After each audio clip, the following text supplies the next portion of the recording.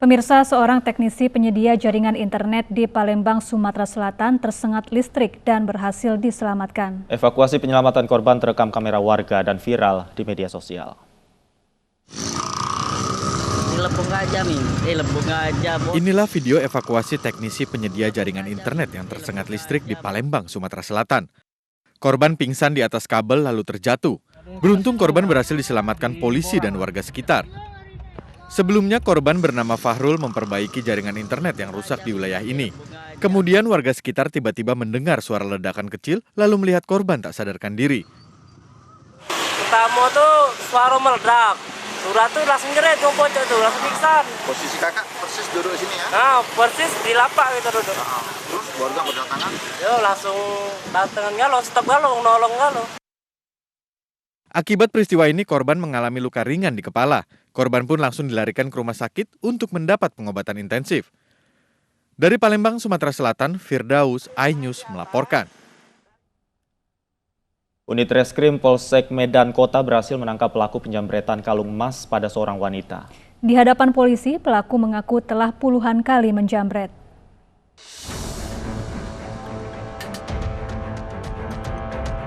Inilah aksi penjambretan yang dilakukan MR. Pelaku memantau dan menunggu seorang wanita di depan toko. Saat hendak meninggalkan lokasi, pelaku menjambret kalung emas, lalu kabur menggunakan sepeda motor. Pelaku tak menyangka aksinya terekam CCTV sehingga mudah diidentifikasi polisi. Aksi penjambretan ini bukan kali pertama terjadi. Sejak menjadi pengangguran 1 tahun lalu, pelaku menjambret setidaknya 3 kali dalam sepekan. Sempat viral di media sosial, kami mendapatkan informasi dari media sosial juga, kami cari korban, koordinasi untuk melaksanakan membuat laporan. Lanjut kami langsung melaksanakan pengamanan atau penangkapan terhadap pelaku. Pelaku terancam pasal 365 Undang-Undang Hukum Pidana tentang pencurian yang disertai tindak kekerasan dengan hukuman 9 tahun penjara. Dari Medan, Sumatera Utara, Adi Palapa, iNews melaporkan. Isak tangis keluarga mengiringi pemakaman jasad yang ditemukan dalam plastik di Cilebut, Bogor, Jawa Barat. Keluarga berharap pelaku segera ditangkap dan dihukum oleh aparat.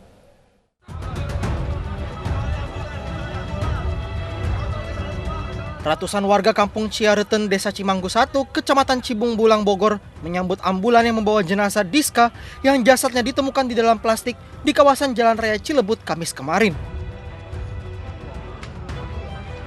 Sebelum dimakamkan, jenazah sempat dibawa ke rumah duka untuk disalatkan dan kemudian dibawa ke tempat peristirahatan terakhir. Menurut ibu korban, Diska pamit pergi untuk belajar bersama dan mengerjakan tugas sekolah. Korban berangkat dari rumah menggunakan ojek. Terakhir itu jam 11 sama saya. 11 malam. Siang. Apa katanya? Jam 1 siang sama bapaknya. Terus apa katanya? Pulangnya katanya jam 9 malam. Pulang. Mau ngerjain tugas. Terus? Gitu. Nggak ada kabar lagi? Nggak ada. Kamis kemarin, jasad Diska ditemukan tergeletak di depan gerbang toko bahan bangunan.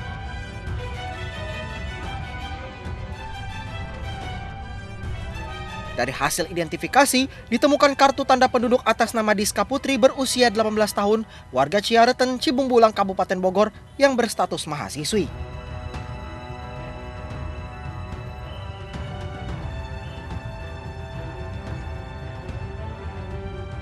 Putih, ya. Tapi nanti lebih lengkap nanti kami sampaikan lagi. Ini kan awal ya. Usianya, Komandan? Kenapa? Usia Ya sekitar belasan tahun lah, 17-an tahun. Kondisinya lengkap dan? Kenapa? Kondisinya lengkap. Lengkap. Tidak ada Mutilasi bekas adanya? mutilasi, tidak ada di semua. Untuk kondisi mayat dalam kondisi lengkap. Kondisinya terikat nggak dan? Kenapa? Terikat nggak? Kenapa? Terikat bukan dan? Ada terikat di bagian kaki. Kasus ini masih dalam penanganan Polresta Bogor. Sedikitnya 4 saksi baik dari keluarga, rekan korban, dan juga masyarakat di sekitar TKP sudah diperiksa polisi. Dari Bogor, Jawa Barat, Furqon Munawar, iNews melaporkan. Dan untuk memperbarui perkembangan informasi penanganan kasus jasad perempuan dalam plastik, sudah bergabung melalui sambungan telepon bersama kami Kasat Reskrim Polresta Bogor Kota, Kompol Doni Erwanto. Selamat sore Pak Doni. Selamat sore Mas Davi. Baik Pak Doni, hingga hari ini seperti apa perkembangan terbaru dari kasus ini Pak? Ya, dapat kami sampaikan bahwasanya untuk perkembangan kasus ini, kami dari Satreskrim Polresta Bogor Kota telah melaksanakan proses penyelidikan. Dalam artian sampai dengan saat ini kami sudah mengantongi beberapa saksi yang sudah berhasil kita minta keterangan, ada sekitar 7 orang. Dan juga ini sebagian berada di kerabat korban dan juga saksi-saksi yang berada di TKP. Demikian, Mas. Baik, Pak Doni, berdasarkan hasil pemeriksaan sementara, apakah sudah ditemukan dugaan siapa pelaku dari pembunuhan ini? Sampai dengan sore hari ini kami masih melakukan pendalaman dan juga masih mengumpulkan bukti-bukti yang ada, baik itu barang bukti dan juga saksi-saksi yang ada. Sampai dengan saat ini masih seperti itu, Mbak. Demikian.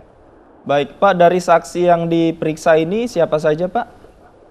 Dari saksi-saksi yang kami mintain keterangan, ada beberapa orang dari TKP, di sekitaran TKP, yaitu yang melihat pertama kali, kemudian dari keluarga korban ataupun kerabat korban. Ini sebagian besar adalah kerabat korban dan juga teman-teman korban. Demikian, Mas.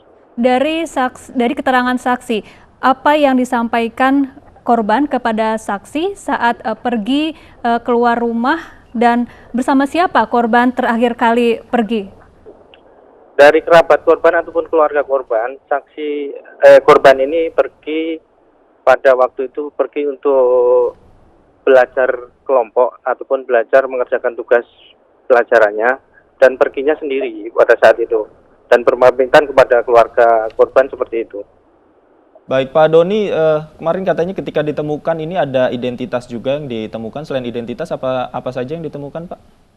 Untuk barang bukti yang ditemukan di TKP, kami kemarin menemukan identitas korban, kemudian ada beberapa peralatan korban seperti kosmetik, kemudian ada baju korban, kemudian ada 3 buah donat yang ada di situ. Baik, dari keterangan saksi, Pak, apakah korban memiliki masalah atau mungkin musuh begitu, Pak?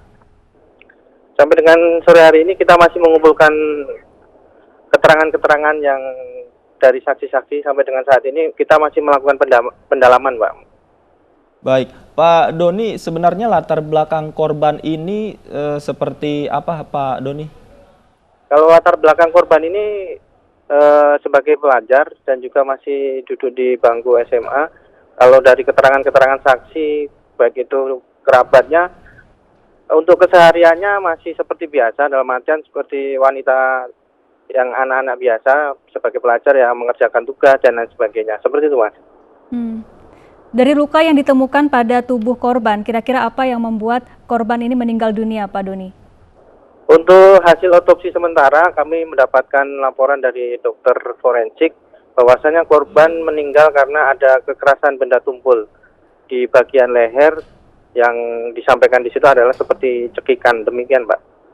Seperti cekikan ya, Pak? Bukan dari benturan senjata, benda tumpul dan lain sebagainya seperti itu? Bukan, Mas. Cuma hanya ada kekerasan benda tumpul di bagian leher saja. Baik. Kalau dari keterangan saksi yang sudah diperiksa, Pak, apakah memang korban sebelumnya mungkin pernah terlibat masalah dengan orang lain atau seperti apa, Pak? Sampai dengan saat ini kita masih melakukan pendalaman. Kalau keterangan saksi-saksi masih belum ada yang mengarah ke arah seperti itu, Mas. Baik. Demikian. Kira-kira sudah berapa lama korban ini meninggal dunia sampai kemudian terbungkus dalam plastik dan jenazah yang ditemukan? Dari hasil otopsi kemarin, keterangan dokter forensik sekitar 8 jam, Mbak. Setelah kita temukan itu sekitar 8 jam sebelumnya gitu. Baik, terima kasih Kompol Doni Erwanto, Kasat Reskrim Polresta Bogor Kota telah bergabung bersama kami di iNews Sore. Pemirsa, jasad korban dibungkus kantong plastik juga pernah ditemukan di Karawang, Jawa Barat. Korban dibunuh karena tak mau meminjamkan uang kepada pelaku.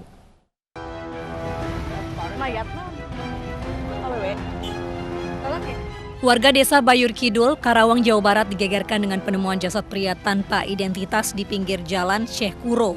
Saat ditemukan, jasad dalam kondisi terikat dan terbungkus kantong plastik merah. Penemuan mayat bermula saat 2 warga lari pagi melintas di lokasi kejadian. Saksi mencium bau busuk, curiga dengan gulungan kasur tersebut. Saat didekati, keduanya terkejut melihat kaki manusia. polisi yang menggelar olah tempat kejadian perkara memastikan jasad ini sebagai korban pembunuhan.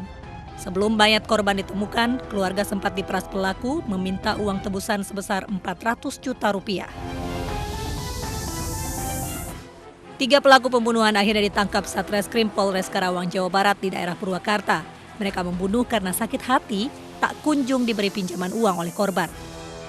Dan ada perkataan yang menyinggung tersangka, lalu kemudian tersangka melakukan pemukulan sekali dan dibalas atau dilawan oleh korban sehingga terjadi pergulatan, dibenturkan ke tembok sehingga korban terlentang dan dilakukan dicekik.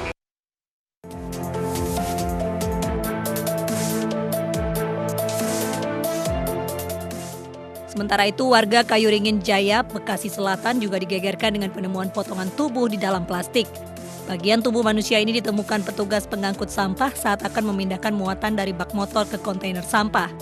Lantaran takut, penemu potongan tubuh segera melaporkan ke polisi. Itu pas waktu membongkar, ya begitu kan kantong plastik hitam, saya sobek. Kirain sih rongsokan botol aqua apa-apa, nggak taunya tangan. Kaget juga loh. Ya kaget. Masa ya nggak kaget, nyampe nggak mau bongkar saya. Berarti pas abang tegesin itu masih ada di baktor itu, Bang? Masih. Belum turun ya berarti ya? Belum. Potongan lengan kiri akhirnya diketahui milik jasad pria termutilasi, Doni Saputra asal Cilacap, Jawa Tengah yang dibunuh oleh seorang remaja 17 tahun yang dipicu sakit hati karena sering dilecehkan. Dari Karawang dan Bekasi, Jawa Barat, Tim Liputan iNews melaporkan. Pemirsa, ayah dari salah satu gadis korban pembunuhan oknum polisi Aibda RS meminta pelaku dihukum setimpal. Pria asal Medan tersebut menyatakan ia telah kehilangan satu-satunya anak perempuan yang berbakti pada keluarga.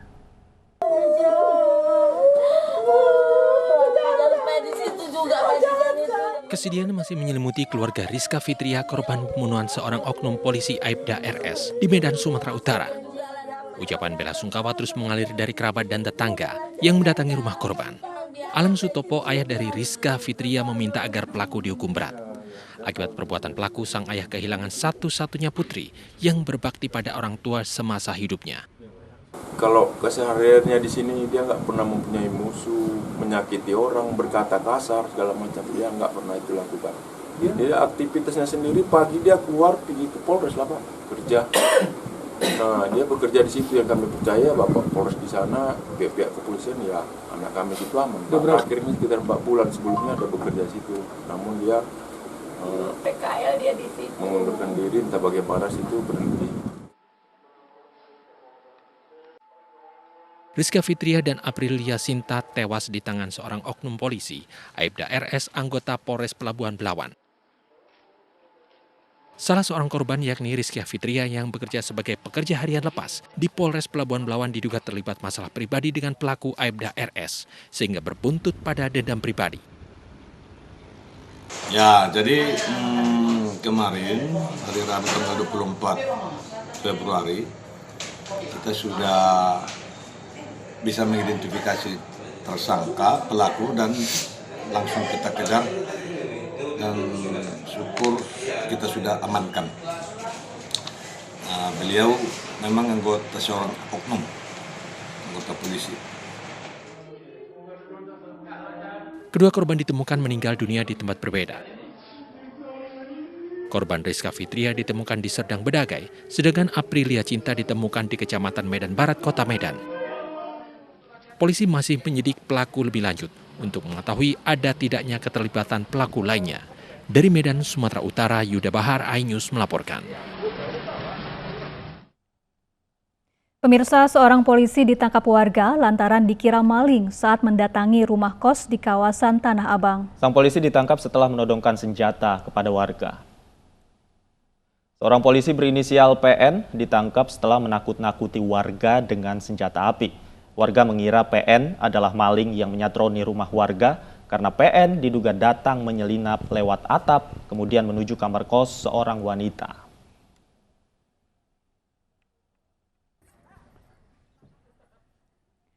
Setelah diselidiki, ternyata kedatangan PN ingin menemui seorang wanita berinisial F di sebuah kosan di kawasan Kebon Kacang, Tanah Abang, Jakarta Pusat. Orang tua F tidak setuju hubungan anaknya dengan PN yang kemudian mengumpulkan pemuda setempat menangkap PN. PN dilepaskan karena tidak terbukti mencuri. Sama AC. Saya Erik sini sama bapaknya. Si bapaknya kok sepi, nggak ada orang, sekali gitu. Nggak ada orang. Berarti dia udah tahu rumah inilah ya, udah tahu tempat inilah ya sebelumnya. Udah tahu Pak, karena dia udah sering kesini. Masuknya lewat mana Bu? Nah, justru itu masuk itu saya nggak tahu lewat mana. Mungkin kalau saya taksi sih dia pasti naik pagar. Naik ke atas. Di atas. Seorang pelaku penggelapan motor nyaris dihakimi ratusan warga Desa Nowa, Dompu, Nusa Tenggara Barat. Ayu Sore segera kembali, tetaplah bersama kami.